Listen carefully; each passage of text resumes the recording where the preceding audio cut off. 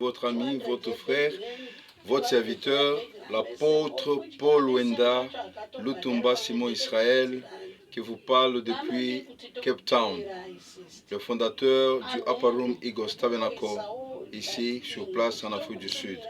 Ce matin, on aimerait bénir, remercier et glorifier notre Seigneur Jésus-Christ, lui qui est le roi du Congo, lui que nous avons placé sur le trône du Congo avec sa propre volonté. Et nous le bénissons richement pour la victoire qu'il nous a donnée sur Kagame, sur Kanambe, Hippolyte, sur Nanga, sur Kikaya Bin Karubi et sur tous les autres, les démons qui travaillent avec le diable pour déstabiliser le Congo. Seigneur, nous te disons merci pour nous avoir donné à récupérer Uvira. En tout cas, j'envoie ce message aux Wazalendo que nous avons beaucoup chanté, mais qui finalement ont cédé à la corruption et ont accepté l'argent pour vendre le pays, ce qui est vraiment malheureux et bête. Et nous encourageons les Wazalendo qui ont refusé l'argent. Dieu les bénira richement et davantage.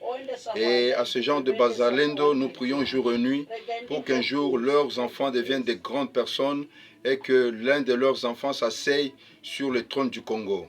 Que Dieu vous bénisse richement.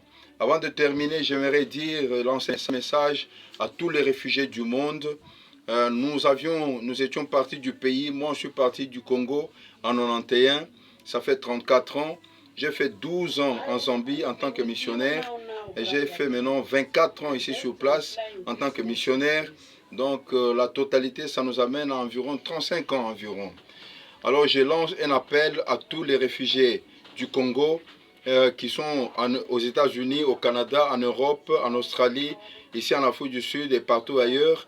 Je vous demanderai de rentrer à la maison. En anglais, nous disons « There's no place like home ». Il n'y a pas de place comme chez soi. Donc, chez soi, c'est toujours mieux. J'ai entendu notre président Félix Tshisekedi parler aussi de ça il n'y a pas longtemps. Donc, quand on est chez soi, on est vraiment à l'aise. Alors, rentrons nos amis, rentrons mes amis au Congo et allons faire des fermes, allons faire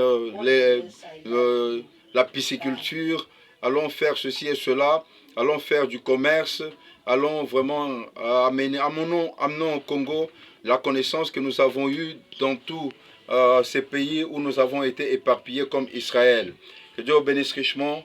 Vous êtes dans nos prières jour et nuit.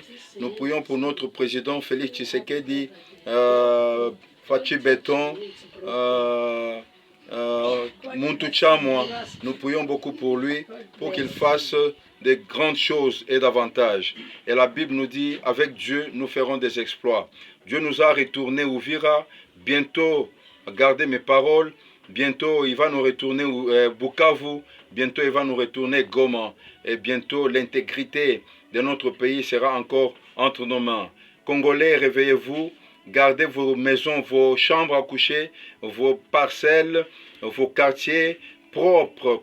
Le Congo doit être propre. Comme ça a été avec l'Ikasi il n'y a pas longtemps, il y a quelques années, je veux dire, comme ça a été avec Kinlabel.